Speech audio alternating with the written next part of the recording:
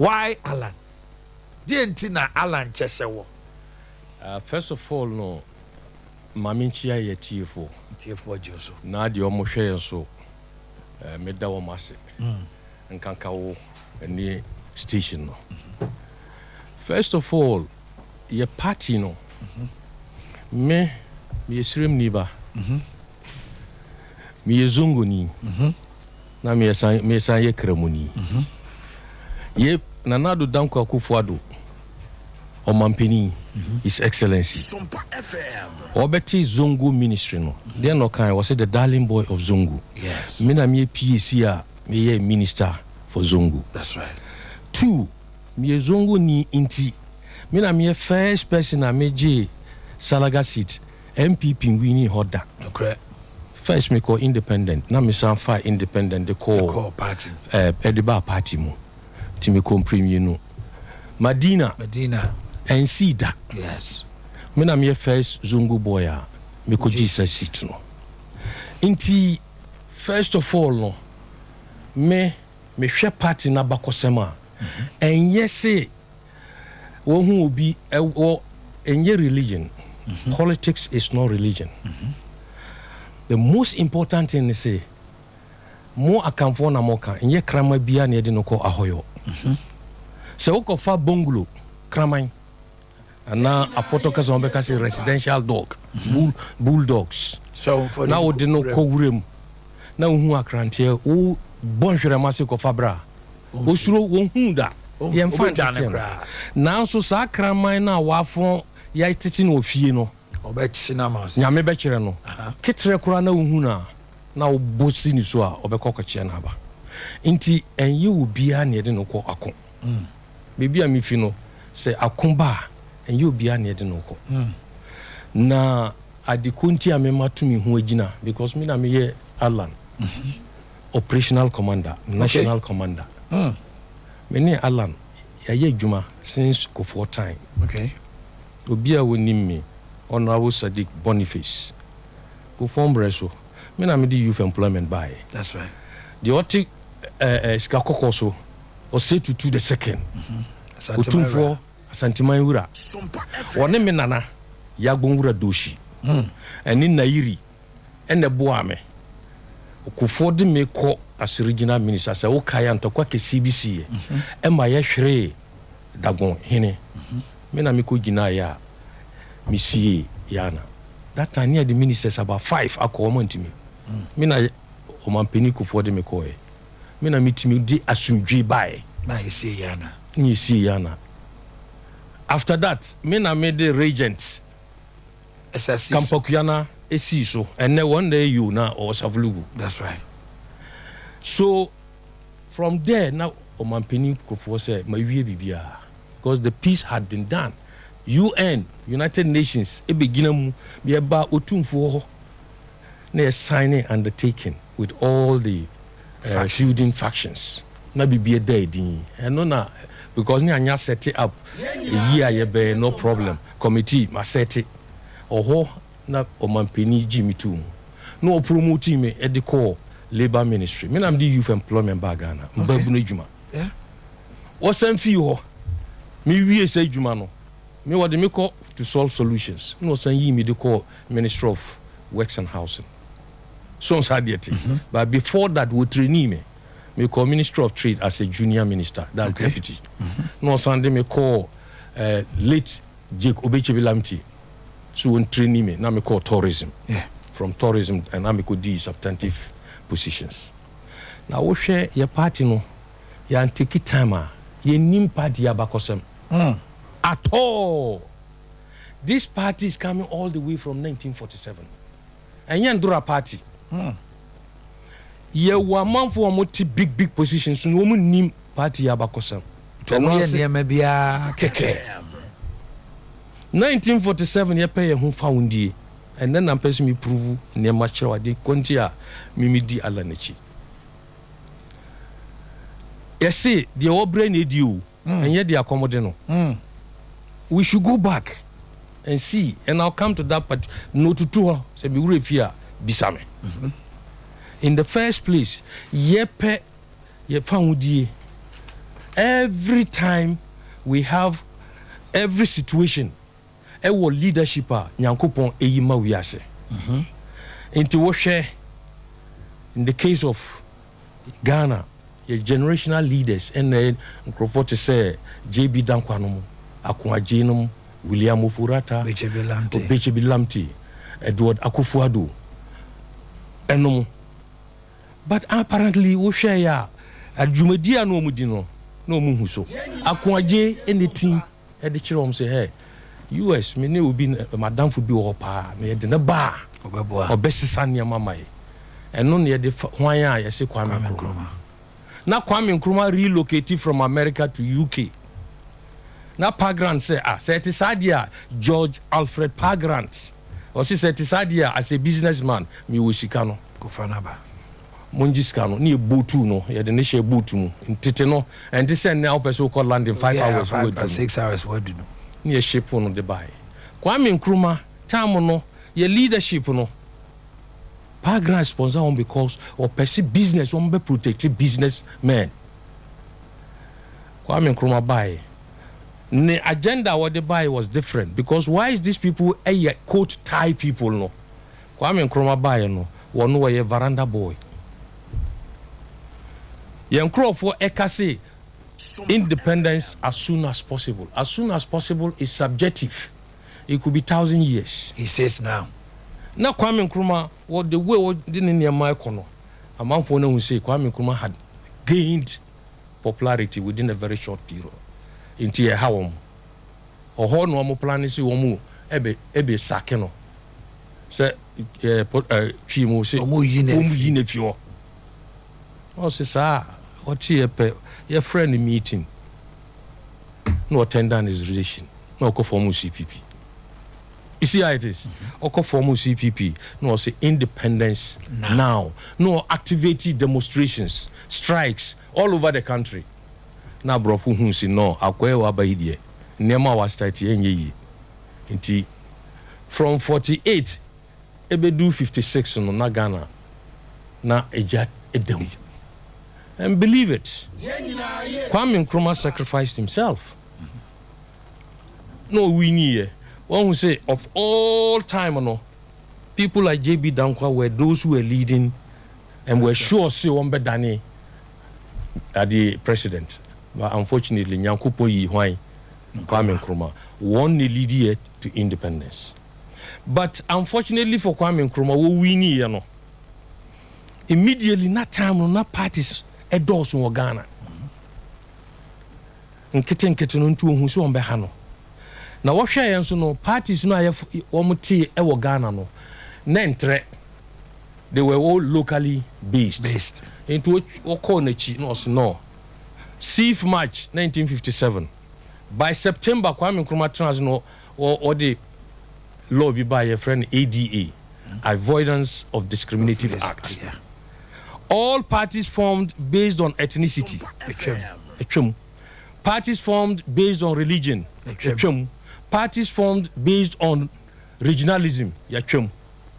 Now, what's your party now? Asante Maimu, Bono, Eastern region, Achim, Akwiapem for what's those areas? We are at a party. At a party. Now, more 3 regions in one more party near NLM. Asantima friend National Liberation Council. Yes. National Liberation Movement LNM, yeah. Buzia eneda womano. Aha. Kroma Hanso near some another religious party. Muslim Action Party. Some Muslim Action Party no the omudi omakan ene Amadu Baba. Baba Ladan. Master Garba. Bawa no Kwaluru. Audu Sallama, Imam Chiroma, Malaminu, Malan Karachi, Ninuano no. Mosi here what is to say, Alhaji Ibrahim, Nyame Eman Nana, and Kwa, I the woman baby panda, ya house of Alhaji Kansu. Because of Yabo for mu UP Mebaho, Kwame Nkrumah deported. Seriki Moshi Hinia what is to say, Nana. So what do you call? I say I want Ghana, what do you call Wagadugu?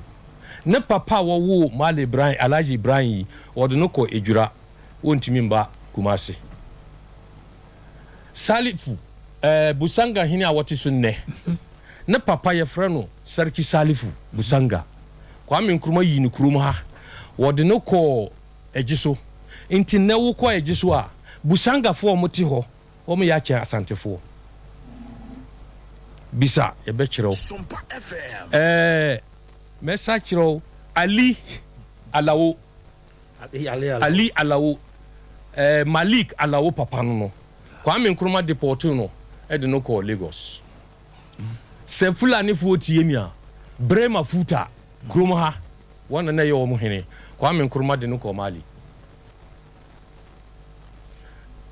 Audu Amadu Kadu Kwame Nkrumah de no ko Mali Adamu Gawo Kwame Nkrumah de no ko Mali wo mo nyina na wo mo Kumasi ha Master Garba transporter one of the industrious and best transporters in this Kumasi no one of the UPs we founders of Islam Party o share as a man for two they had to sacrifice their families because Amadu Babasi and ni Baba Ladan Kwame Nkrumah de womo ko Kano na win my dear by Queen Elizabeth Emma lawyer so be defend womo Kwame Nkrumah te ye no case no work court no wo catch the Supreme Court say by 12:30 say ye close case no Queen is a lawyer plain ABC 12:30 the politics in Ghana by the time I play nisi no ni anya judge ni de Amadu Baba ni Baba Ladan e de womo ko Nigeria Kano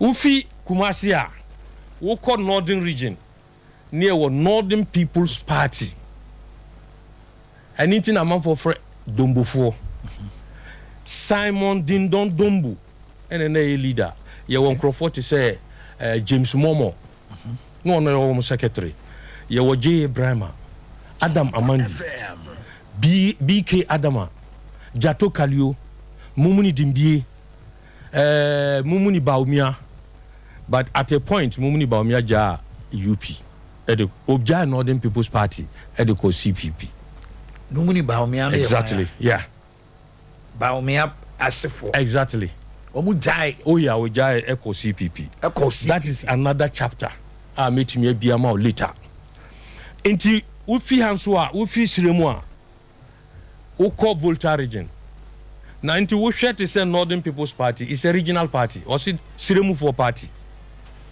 wo hwe ye kọ Volta region near wo two parties wo ho ye wo Transvolta Congress no ne base any hohoe SG Anto Kojo Ayeke women leaders of the Transvolta Congress Kojo Ayeke Kwame Nkrumah persecute no Johnny ko Togo no ko wuye small wo no body eba na kurase e wo hohoe and say timisie no wo ko Keta ne wo party e friend Anglo Youth Movement led by Modestus Apalu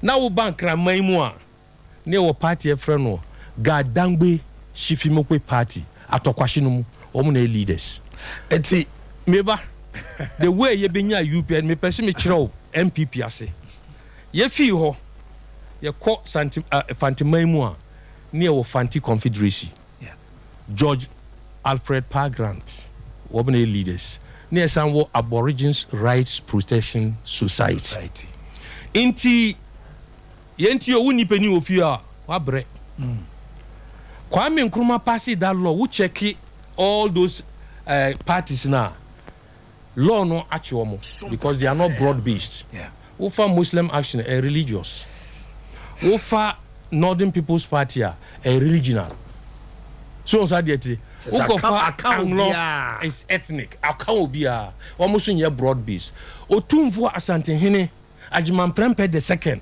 yenti ni you ena otu ne chiame Ochiame bafo akoto afrie papa no friend was say hey sa law yi Kwame Nkrumah passy e dangerous na opesu ogu mu nyina na Kwame Nkrumah intention was to form a one party state quickly nante wo mu nyina so na ma wo mu tie say asema eba no enye wo mu ka wo mu humbom because wo mu ka wo mu humbom they are broad based, they are spread across the country nation.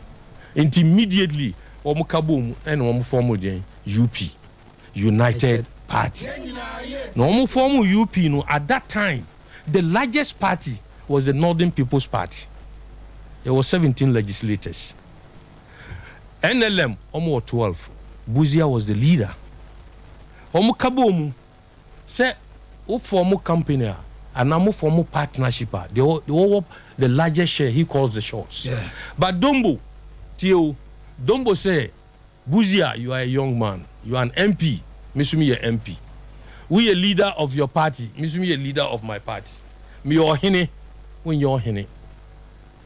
Dombo Fridori, Upper West. Inti me amika say me na me ko see Dombo tomb say obi wu aye sie na ye say na mo friend tomb no me nim say dem kan asatu ye na musie ye no ayi no me na kufuo Jake ne nda no musie Jake eyi me na me call ye na ekoye na ta na me Jake deputy minister and President Kufuor Nyankopon Ashira no. The intent was that President Kufuor wanted to introduce what we call political tourism. Now that he has recognized Dombo, no, the next thing is to create a library for Dombo. And what will follow next will be an institute named after Dombo. Any politician, but now call South Africa, who politician person go home baby Nelson Mandela eda. Wo hwe we mu nyina awie no na Dombo ka say Buzia, there's one thing you have I don't have. That thing you have, you are externally exposed. No me leadership no me diamao, I'll be your deputy. This how come Buzia became the leader of the UP and Dombo done in a deputy. It is a Wokaya 1965. Kwame Nkrumah persecute or chairman for etumu no. Obi minister Shiano.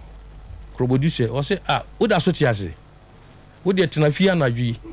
Meba ye beba bechi wo. Ye chi won so a ye de wokọ a wo beda mu mfie nkron. Say monam mo hia traffic. No ka kire wo. But it was a message. And then I make sure say obi wo opposition, no obi wo majority you are not enemies. Your best friend is in the other party. Your worst enemy is in your party. And then a man for say, would dofo pa opposition, na say MPP na power. Would dofo pa NDC. Now we time for number one. Party. Party. You're not to have. Yeah, we no party back. SOMPA FM. In some cruise you no. So what catchere no e can no catchere Dombo. Na Dombo say hey.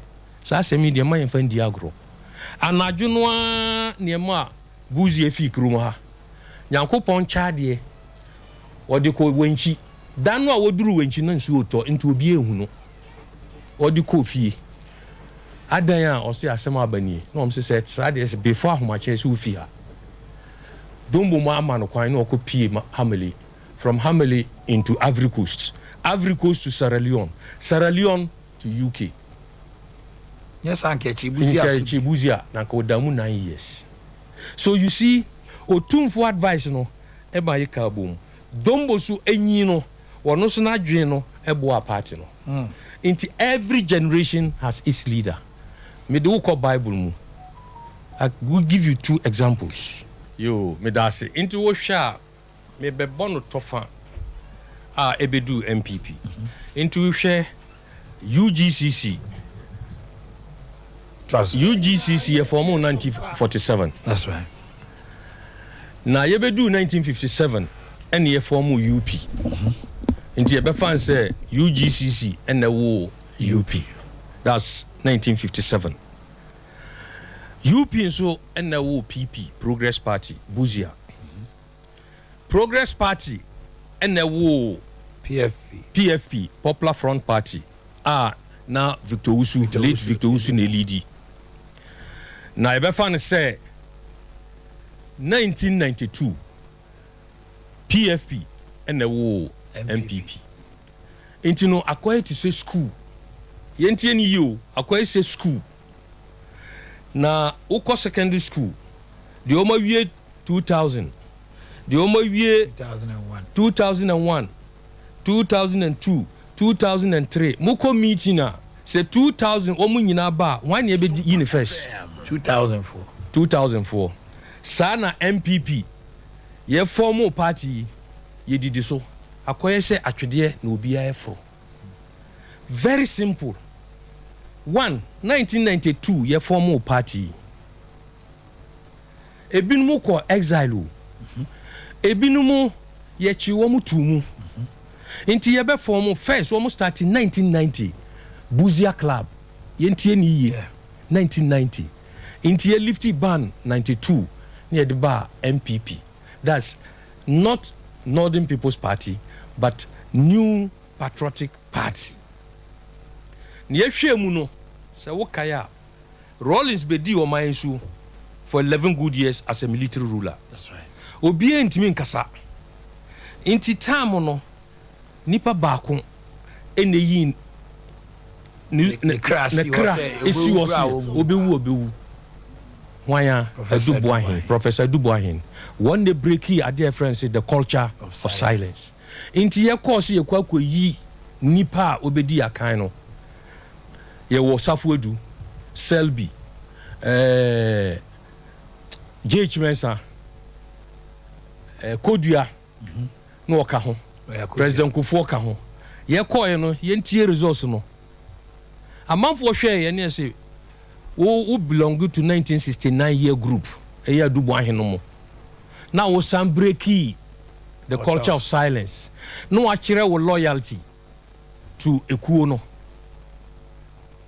and service to ekuo no into no edom no say yemfama Duboahin Safuedu na ba second ana mebo amisa bwaje ano Kufuor ba third President Kufuor ba third efi hono se wo kaya Rawlings so ekobo aka but my main results are Duboahin nyae Duboahin nya 32% na aka so je bro e wo castle no say mintimi dani punching bag intimeko na the party ebeka bomu with MPP near form Great Alliance 96 inti yesan ko say ye kwako yi obi a obelidi by the time ye kono Kufuor in the winnie with the Great Alliance or also when to be a winnie when you opajai 36% from 32% to 40% 40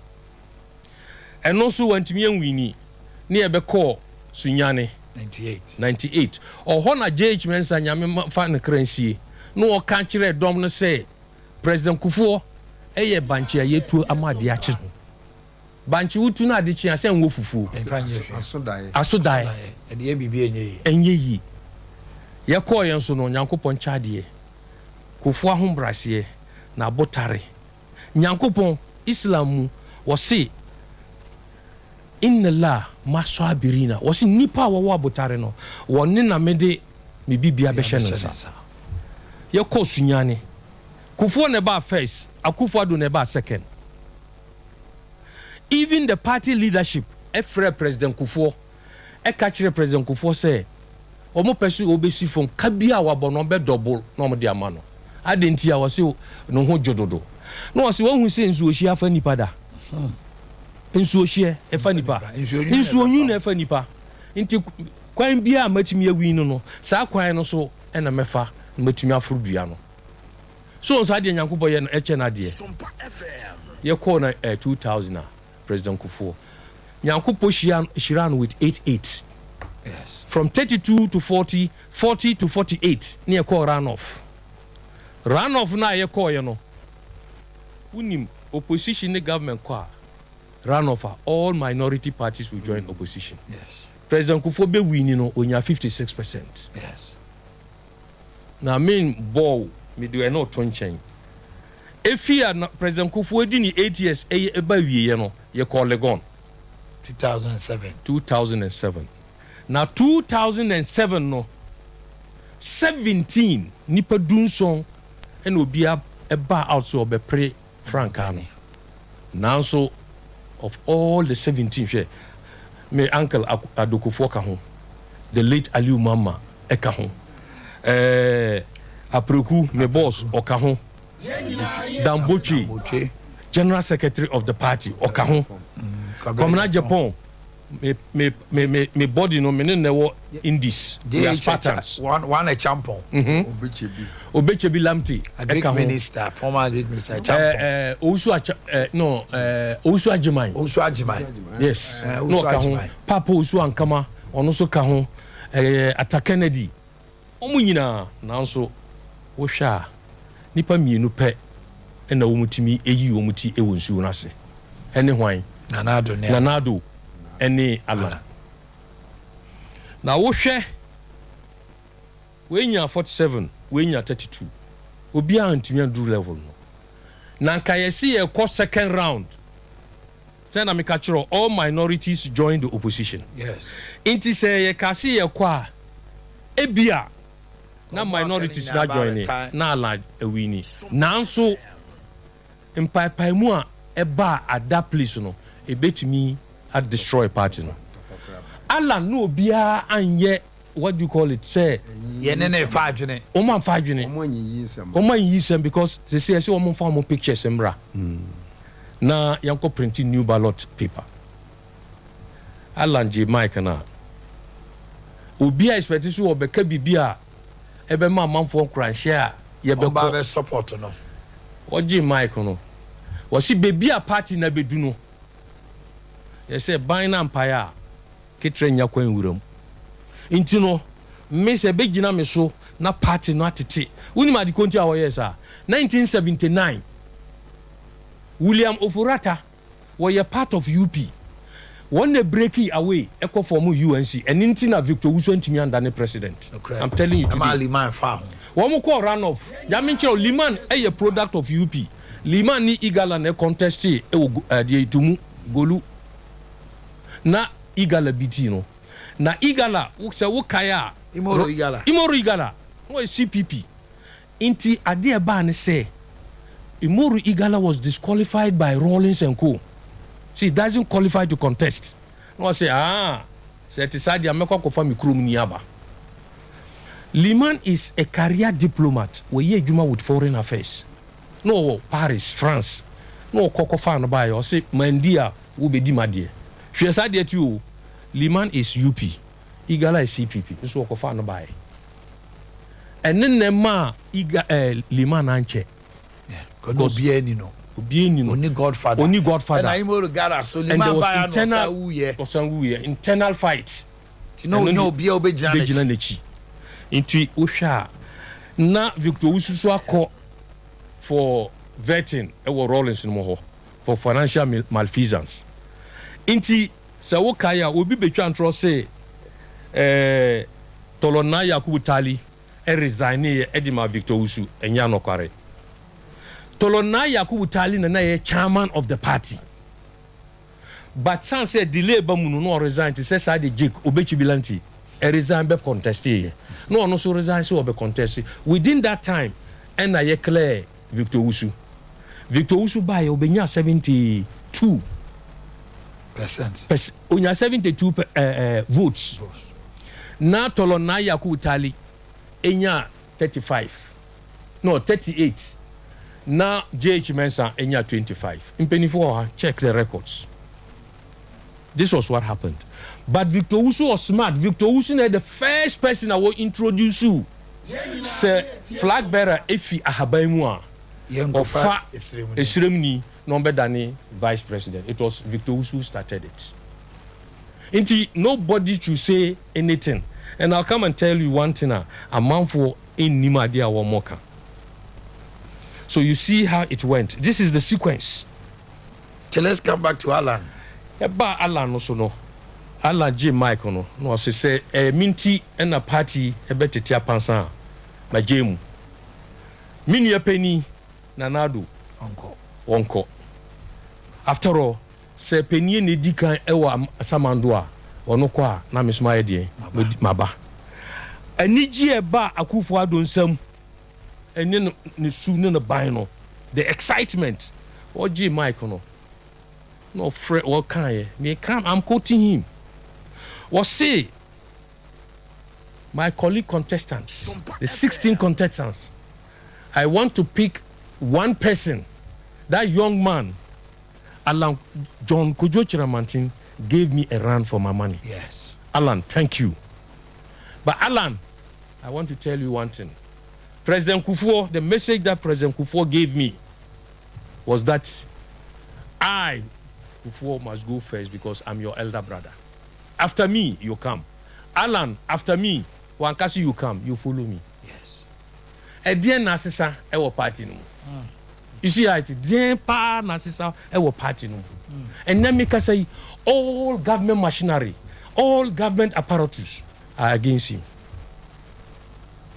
Why? Now, media, baby, I'm not quite no one on mefa. And I follow Alan for one thing. Alan is a unifier. Say, yeah, Alan Tia, Nanka party in Tiasi. Alan is electable. And Alan is a visionary. And Nyama Alan Ayama Omai, any be, see a DHira me Dunyami Uncle IMF. And I'll prove it here. Say, Wokaya, one, Alan, President Kufuor, Ukai, Apia Menka, go and read Apia Menkan's book. Apia Menkanomo, Emma, Ekopa, Alan Achow. Say, non contested because Young Executive Forum, Alan, no one at the buy, one and a chama, Bauredu, and any secretary, Kandapa, Mark Menu, the late Courage Kwashiga, Patak, your friend Pataku, Abena, Cecilia Abdapa. Omo hopi, omo formu ye. Woman ne pay sika de bois a dubois hen. Woman ne pay sika to your first party headquarters. Alan eda womano. And so yan kasa asem no. Chale wun ni sika wo beja wase ekwanya ombon krono. You see it? Alan is a unifier. Alan ama party tiase. Nanka Alan amfa no ho amba for ya. Nanka party me sure say obi ahwehwe no kwan. Yeah. 2, Alan, I say Alan is a visionary. Why? Oh, President Kufuor, Naniji Pano. I'll tell you. Offer Alan was say, I'll make you an ambassador. Alan was not interested. Mima dream no Alan can see a baby in the politics. He was not interested. But what you two know, Alan is civil. And one road no one at the buy. Through Alan Ninya Agua. Yes. Alan ready Friday where at the buy. Yeah. And no be ashabi. And then Mami Chiro, Alan, President Kufuor in the bar. Trade. Or in the first at the bar, a castle. Yeah. As one of his special coordinators in charge of Presidential Special Initiative. PSI. Now, men catch row. PSI no a 9. Pe na Alan a concentrate here. Garments. A year and 2 banchi cassava starch. 3 enchine salt. And then the 5th one a palm oil. Adikonti wo chusu here. Malaysia. Ghana nya independence. 1963. That is 6 years after our independence. Malaysia ba Ghana. Ebe pa Ghana for wacho mun kire ye kwan ya yedua abe. And Malaysia make $22 billion. Billion or million. $22 billion a year from palm oil. They make 54 products out of palm oil. One more fuel, they make it out of palm oil. Ade ba compare no one ye. Adenti one more kramufo. One more yen fufu. That is the only thing. They don't do it. Yes, sir. Yes, sir. Sika ebe fi mabano enyagro. Bangladesh. Who call Bangladesh now? They have a city more than say Kumasi. Garments. They make $33 billion from garments. American shares. Me count nine. Salt. Me my deputy minister of trade da. Nigeria omutu fango. Omu my orders in billions CM supply. Ghana yantimi. Enchine. Industrial salt, they need it a very important in petrochemical industry. Omu jaye ko Brazil. One the whole of West Africa, Ghana nsuo and Senegal nkwana salt. Inti anytime be hu say nsuo no asochere na mo frɛ na na se ne frɛ no. Asoche. E boba se kim ne ba ano a o say Ghana for billions ni new ensu ye mfa na asa.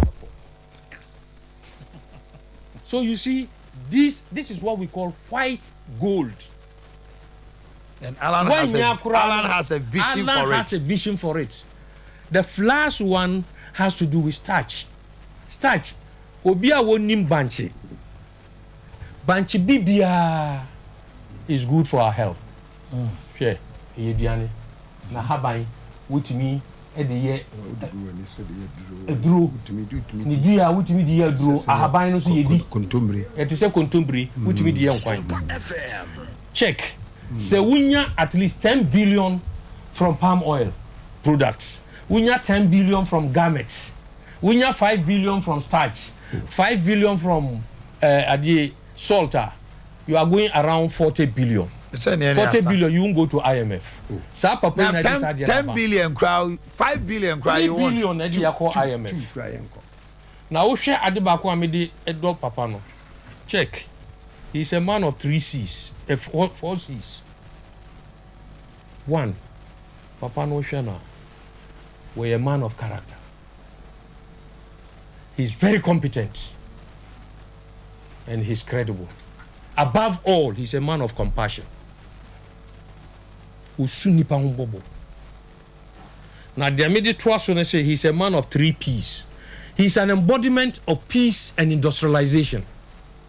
Peace in this saying, he's a peace maker, peace builder. So and then at the same time, we're a peace mover.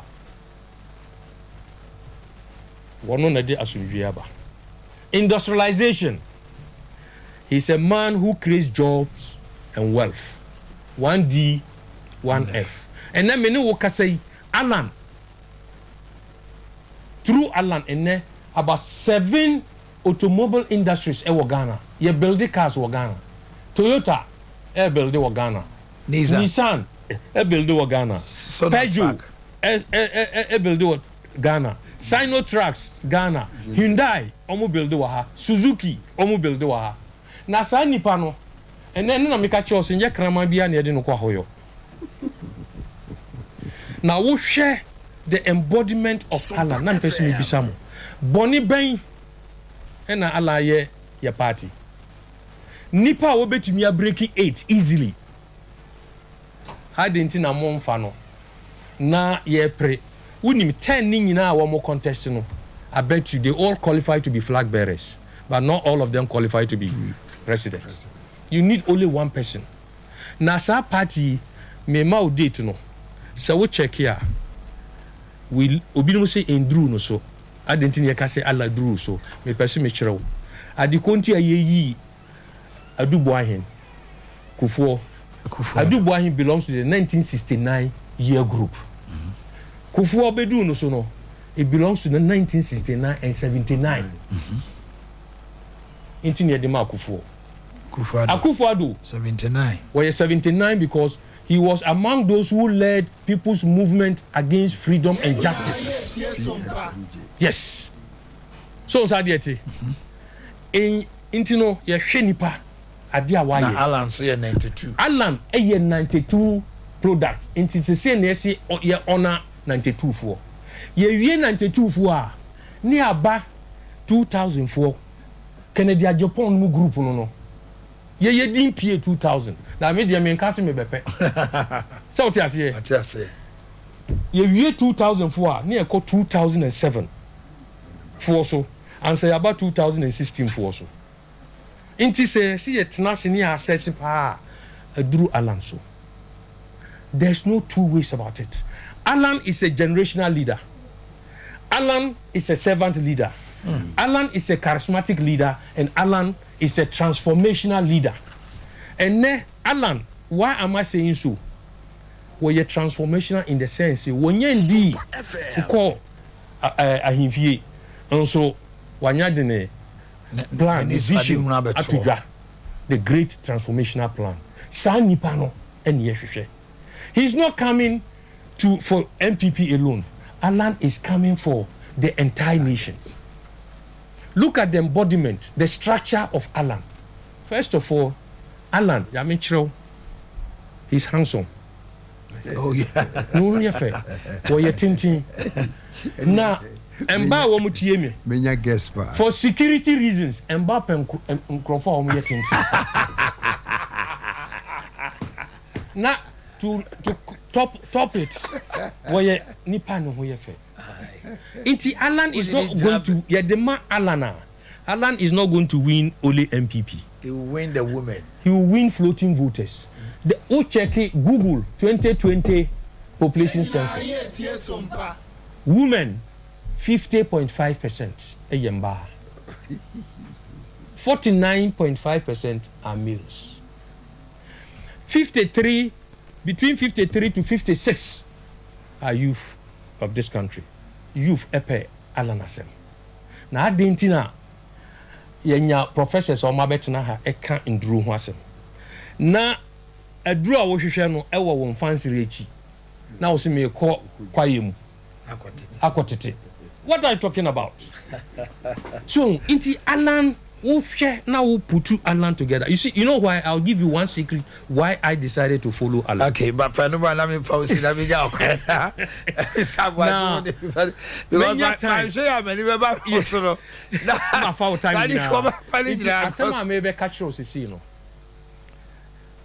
it's about neurology.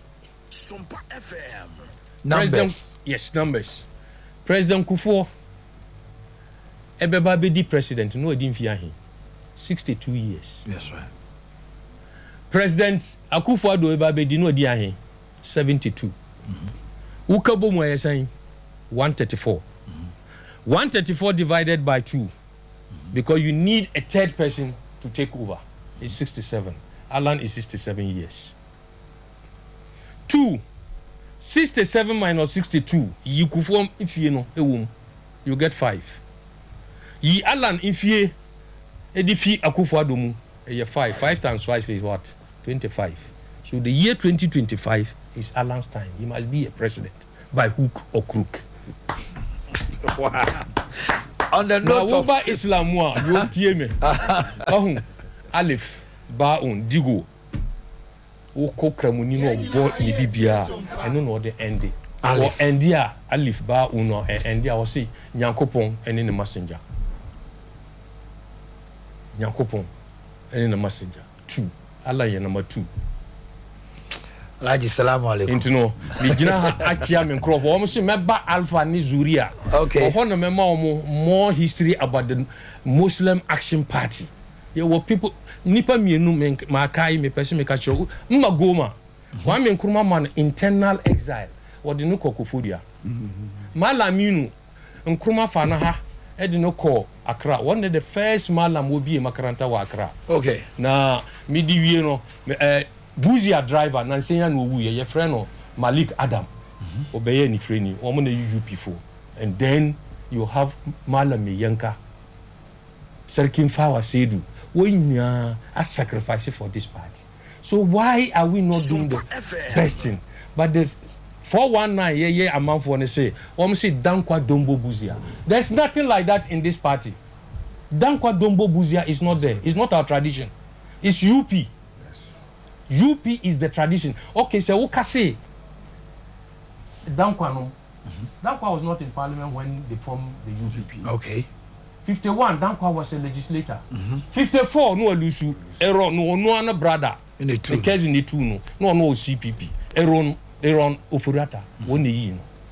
Na Osha say kasi okay, Dombo phone, Dankwa phone, Buzia phone, and then what will happen is that I before now mohonomo. Okay. Dambe no bombedi.